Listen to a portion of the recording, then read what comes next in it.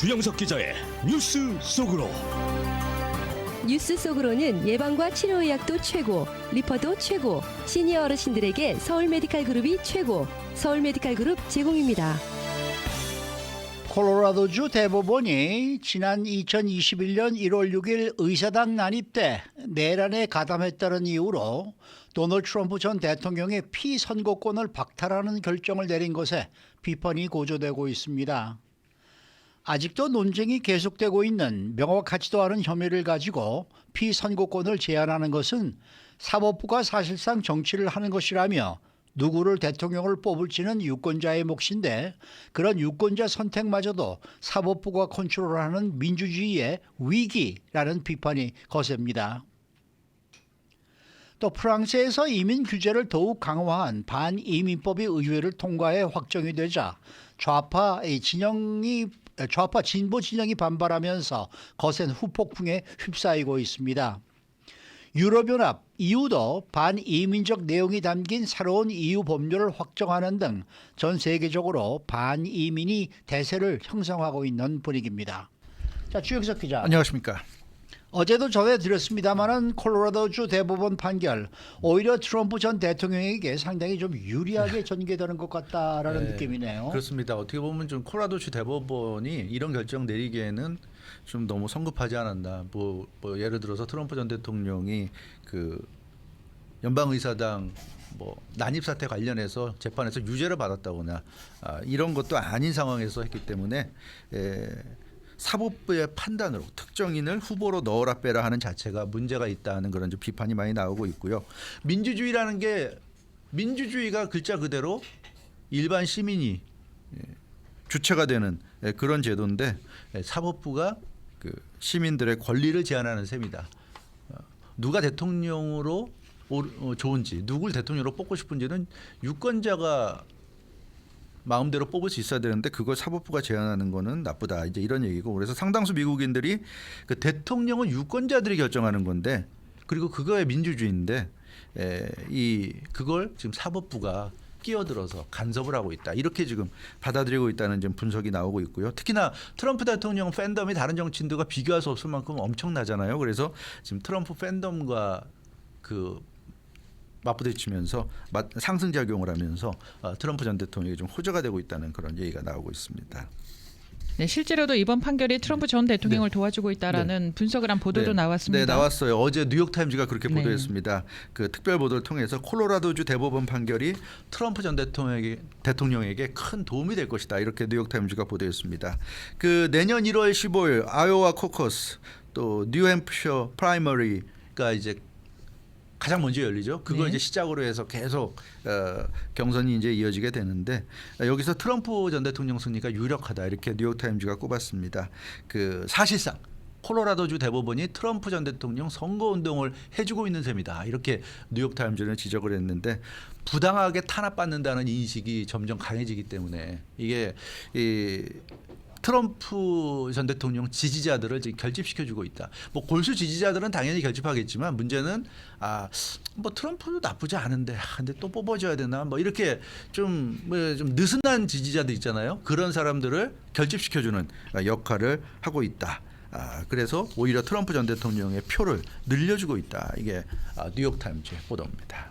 트럼프 전 대통령 측도 지금 이런 판결이 나오니까 기만하게 지금 움직이고 있습니다. 네, 그렇습니다. 파이낸셜 타임즈가 지금 보도하고 있는데요. 트럼프 전 대통령 측이 콜로라도주 대법원 판결이 나오자마자 곧바로 이것을 역이용하고 있다고 보도했습니다. 법적 위협을 금으로 바꾸려 했을 것이다. 이렇게 파이낸셜 타임즈가 보도했는데 이게 무슨 얘기냐면 금이란 게 대표적인 안전자산이잖아요. 그래서 경제가 불안정하고 흔들리고 안 좋을 때 금을 갖고 있으려고 그럽니다. 사람들이 안전하기 때문에. 마찬가지로 법적 위협을 금으로 바꾸려 한다. 그러니까 법적인 위험을 본인의 안전자산으로 바꾸려 하고 있다. 이제 그런 표현인데 오히려 이런 법적인 위험이 트럼프 전 대통령에게 정치적인 자산으로서 긍정적인 역할을 할 것이라는 얘기고 실제로 곧바로 지지자들을 상대로 선거자금 모금에 지금 돌입한 그런 상황입니다. 그 뉴욕타임즈 보도를 보면 그 콜로라도주 대법원 판결이 나온 당일 밤에 곧바로 트럼프 전 대통령 측이 기부를 독려하는 이메일을 지지자들에게 쫙 뿌린 것으로 나왔는데요. 이메일 제목이 투표용지에서 제외됐다. 반격하라. 이런 굉장히 뭐라 자극적입니다. 그럴까 자극적이고 네. 간단하지만 그러나 뭐라 그럴까요 확 와닿지 않습니까? 그렇죠. 예, 구구절절 뭐 길게 설명하는 것보다 투표용지에서 제외됐다 반격하라. 정말 간단한데 누구나 이제 이해하기 쉬운 말로 이렇게 이게 참 기가 막히게 이 유권자들을 자극하고 구호를 참 잘 썼어요. 예, 네. 그런 것 같아요. 트럼프 전 대통령이 이런 능력이 참 뛰어난 것 같습니다. 짧은 문장을 가지고 사람들을 이렇게 좀 격동시키는 이런 능력이 뛰어나고요. 또 그날 밤 아이오와주 워터로에서 트럼프 전 대통령이 유세를 했는데 이런 얘기를 했습니다. 우리의 적들은 내 자유를 박탈하고 싶어한다. 그 적들이 당신의 자유를 박탈하는 걸 내가 가만두고 보지 않을 거라는 걸 알기 때문에 그렇게 한다. 이렇게 얘기하면서 역시 그 유권자들의 열렬한 지지를 좀 받아냈고요. 실제로 많은 사람들이 그렇게 좀 여기고 있는 것 같아요. 트럼프 전 대통령에 대한 이 탄압이 너무 과도하다. 이런 생각들을 좀 하는 것 같습니다. 그래서 뉴욕타임즈는 이런 얘기를 했습니다.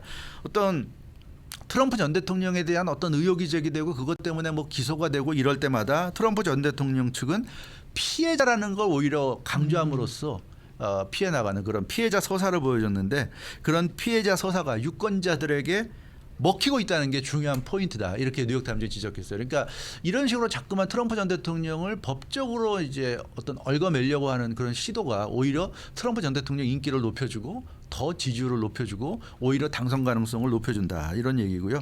그래서 이번에 콜로라도주 대법원 판결도 지나쳤다는 여론이 좀 많이 나오고 있는 것 같다. 이렇게 뉴욕타임즈는 좀 보도하고 있습니다. 네. 공화당 경선에 나서고 있는 후보들은 그동안 트럼프 전 대통령에 대해서 우호적이지 않았어요. 않았죠. 네, 비우호적인 맞아요. 그런 네. 입장이었는데 이번에는 민주당을 굉장히 강하게 비판하고 비판했어요. 있습니다. 맞아요. 공화당 현재 대선 경선전 진행인데 아시다시피 1차 토론 때부터 네. 트럼프 전 대통령은 계속 빠졌잖아요. 예. 워낙 본인이 압도적으로 앞서니까 그런 토론 나갈 필요 없다 해서 빠졌고 나머지 후보들만 나오다 보니까 더 트럼프 전 대통령의 좀 나를 세우는 모습들을 많이 볼 수 있었는데 이 공화당의 후보들 모두 이번 그 판결에 대해서는 트럼프 전 대통령을 옹호하면서 콜로라도 주와 민주당을 강하게 비판했습니다. 현재 트럼프 전 대통령을 제외하고 선두주자인 니키 헤일리 전 유엔 주재 미국 대사 최근에 아주 가파른 상승세를 보이고 있죠.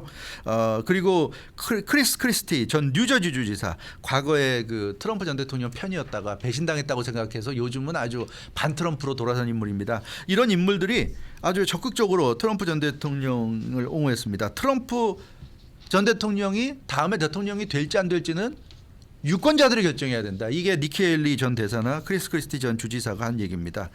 법원이 누가 대통령이 될지 결정하는 게 아니다. 근데 지금 법원은 잘못된 길을 가고 있고 법원이 지금 누가 대통령이 될지를 정해놓고 유권자들에게는 내가 정해준 사람 보고 표 찍어 이런 식으로 지금 하고 있는데 이건 아니다.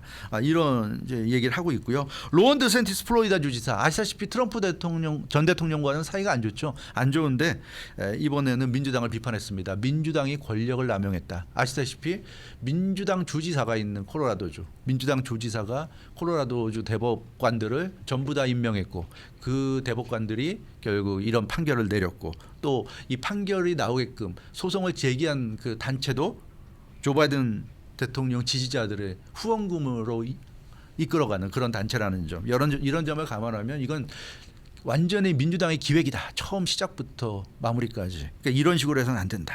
이렇게 지금 비판해서 모처럼 공화당이 하나가 돼서 목소리를 내고 있는 모습. 그래서 이런 판결이 나온 게 오히려 공화당을 더 결집시키고 선거전에서 글쎄요 조 바이든 대통령에게 과연 유리하게 작용할런지 좀 의문시되는 그런 상황인 것 같습니다. 그 콜로라도주의 그러한 판결이 나온 다음에 치러진 여론조사에서는 지금 미국 국민들의 시각은 어떻습니까? 네, 뉴욕타임즈가 바로 여론조사까지 실시했습니다. 등록 유권자 1,016명을 대상으로 실시했는데 공화당 유권자들 경우 특히 뭐 민주당은 당연히 그 트럼프 전 대통령 감옥 가야 된다 이렇게 얘기를 하는데 공화당 같은 경우는 62%가 유죄가 확정되더라도 재판을 받아서 유죄가 확정되더라도 경선에서 선출되면 대통령 후보로 나가야 된다. 대선에서 유권자들의 선택을 받아야 된다. 이렇게 답했고요. 32%만이 유죄가 확정돼도 경선에서 선출되면 대선 후보가 돼서는 안 된다. 그러니까 공화당 유권자의 3분의 2는 유죄가 되더라도 공화당 유권자들이 뽑아주면 나가야 된다. 대선에. 나가서 대선 후보가 돼서 싸워야 되고 3분의 1 정도는 유죄가 확정되면 공화당 후보가 돼서는 안 된다. 이런 여론. 그리고 공화당은 뭐 압도적으로 유죄 여부와는 상관이 없다. 이렇게 좀 생각하고 있습니다. 유죄가 확정된다 하더라도 네. 후보가 돼야 된다라는 이 부분은 우리가 어떻게 그렇죠. 받아들여야 그 부분이 될까요? 상당히 좀 문제가 되죠. 민감한 부분이라고 볼 수 있는데 뉴욕타임즈는 이렇게 얘기하고 있어요. 공화당 유권자들 상당수가 사법부를 좀 불신하기 때문에 이런 그 좀 정의롭지 못한 사법부가 하는 재판의 결과에 뭐 좌지우지될 필요가 없다. 이렇게 지금 생각을 하는 것 같습니다. 특히 도널드 트럼프 전 대통령은 속된 말로 민주당에 지금 찍혀 있잖아요. 민주당 주류 인사들이 다 싫어하고 그 민주당 성향 사람들이 다 싫어하기 때문에 이 재판을 받을 때 공정한 재판을 받을 가능성은 제로라고 생각을 하는 거죠. 그래서 굉장히 트럼프 전 대통령이 재판을 받게 되면 공정하지 못한 판결이 나올 가능성이 높다. 그 판결에 좌우돼서는 안 된다. 이제 이런 얘기가 되겠습니다. 민주당이 장악한 주에서 민주당 성향 판사들의 결정으로 피선거권이 박탈당하는 건 부당하다. 그 재미난 게 뉴욕타임즈 인터뷰 기사에 한인이 인터뷰를 했어요. 나이칼 킴이라는 39살 사우스캐롤라이나 거주하는 한인 유권자가 뉴욕타임즈와 인터뷰했는데 론 드센티스 지지자라고 본인을 밝혔는데요. 이번 콜로라도주 대법관 판결을 비판했습니다. 자기는 트럼프 전 대통령을 지지하지 않지만 비판한다. 왜냐하면 정치적 의도가 담긴 판결로 보이기 때문에 자기는 비판한다. 이렇게 얘기했고 이 한인은 현재 사법 시스템에서 트럼프 전 대통령이 공정한 재판을 받을 수 있다고 생각되지 않기 때문에 이 재판을 받아서 유죄가 나오는 거 큰 의미가 없다고 본다. 그러니까 트럼프 전 대통령은 속된 말로 지금 미국 주류 인사들에게 찍혀 있는 사람이기 때문에 재판 받아서 나오는 판결은 아무 의미가 없다고 생각한다는 거죠. 그게 절대로 공정한 재판이라고 보여지지 않는다. 이게 아마 대부분 공화당 유권자들의 생각인 것 같아요. 그래서 재판 받아서 유죄 판결 나오는 건 별다른 의미가 없다는 그런 얘기가 될 것 같은데 어찌됐건 지금 이 상황은 트럼프 전 대통령에게 유리하고 월스트리트저널이 이런 얘기를 했어요. 트럼프 전 대통령 쪽에서 항소해서 이제 대법원 가게 되는데 연방 대법원 어떤 결정이 내려질지 물론 알 수는 없지만 여러 가지 분위기상 뒤집혀질 가능성이 매우 높다. 이렇게 월스트리트저널은 예측했어요. 왜냐하면 아직 그 의사당 난입 사태 자체가 재판 중이고 확정 판결도 나오기 전인데 뭘 근거로 트럼프 전 대통령을 내란을 저질렀다고 판단을 합니까? 그러니까 연방 대법원 가면 이건 뒤집힐 거다. 이렇게 월스트리트저널도 지금 보고 있습니다. 자, 이번에는 프랑스 소식입니다. 최근에 반이민법이 프랑스 의회에서 통과가 됐죠. 그렇습니다. 이틀 전 화요일 의회에서 이민법 개정안이 통과됐는데 이게 당초 정부안보다 더 강경한 안이 의회에서 통과가 됐어요. 이 극우 정당의 요구가 많이 받아들여졌기 때문입니다. 그래서 진보 좌파 진영이 반발하면서 프랑스 사회가 지금 분열되고 있다는 소식입니다. 그러면 구체적으로 어떤 내용이 이번 네. 프랑스 반이민법에 담긴 건가요? 몇 가지 중요한 걸 설명해 드리면요. 네. 이민자 규모 할당제, 그러니까 망명을 제외하고 의회가 매년 이민자 숫자를 결정할 수 있다 이렇게 했어요. 그래서 의회의 결정에 따라서 줄일 수도 있다. 이제 이런 내용이고요. 또 일정 기간 거주해야 체류 자격을 부여할 수 있다. 네. 예. 그래서 굉장히 그 체류 자격도 까다롭게 만들었고요. 외국인 입국자 주거 지원을 더 까다롭게 만들어서 노동자는 3개월 동안 그 입국해 있어야 주거 지원을 받을 수 있고 실업자 일하지 않는 실업자 경우에는 5년을 거주해야 주거 지원을 받을 수 있다고 해서 굉장히 엄격하게 했습니다. 그리고 환경미화원 배달부 같이 프랑스 사람들이 기피하는 인력 부족 업종의 경우에는 그래도 많이 그 조건을 완화시켜서 받아들여 왔는데 이번에는 이런 사람들도 굉장히 까다롭게 조건을 걸어서 불법 체류 외국인에 대한 1년간 특별 체류 허가 규정을 강화시켰고요. 프랑스에 3년 이상 거주해야 된다는 기준. 그리고 최근 2년 중에 1년 이상을 고용 상태로 있어야 된다. 뭐 이런 거. 그리고 전과 기록이 없어야 된다. 굉장히 까다롭게 이걸 만들었습니다. 아니 근데 프랑스에서 출생하는 네. 외국인요. 그런 사람들. 그렇죠. 네. 네, 외국인 국적, 자녀의 국적 취득은 어떤가요? 그것도 굉장히 엄격해졌어요. 네. 이 기존법은 외국인 부모라도 프랑스에서만 태어나면 네. 무조건 프랑스 시민이 될 수 있었습니다. 성년이 되면 프랑스 국적을 자동으로 획득하게 했는데 그러니까 대표적인 속지주의죠. 속지주의 방식이었는데 이번에 이민법 개정을 통해서 외국인 부모에게서 외국인 부모 밑에서 프랑스에서 태어난 아이들 경우에는 16살에서 18살 사이에 국적 취득을 별도로 신청해야 됩니다. 이 얘기는 프랑스 국적을 취득하는 게 자동이 아니라 심사 대상이라는 얘기죠. 신청한다는 건 누군가가 심사를 한다는 얘기죠. 그래서 무조건 받는 게 아니라 심사 대상이다. 그리고 범죄로 유죄 판결 받으면 국적 취득이 금지된다. 네. 그리고 경찰관 등을 세례한 이중 국적자에 대해서는 프랑스 국적을 박탈할 수 있다. 이런 내용 등이 포함됐습니다. 그래서 뭐 진보 좌파 진영이 크게 반발하고 있다면서요. 네, 그렇습니다.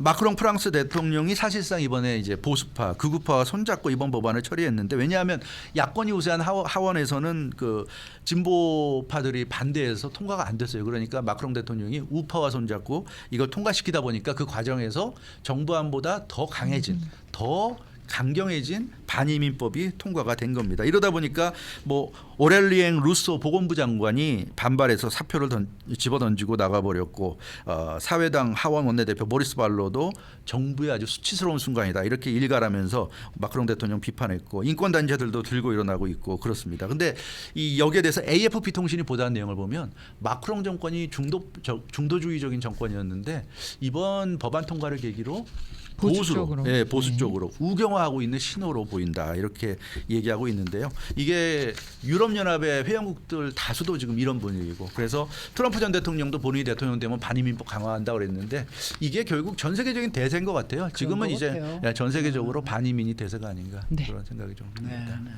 수고 많으셨습니다. 주영석 기자였습니다. 뉴스 속으로는 예방과 치료의학도 최고, 리퍼도 최고, 서울 메디칼 그룹 제공이었습니다.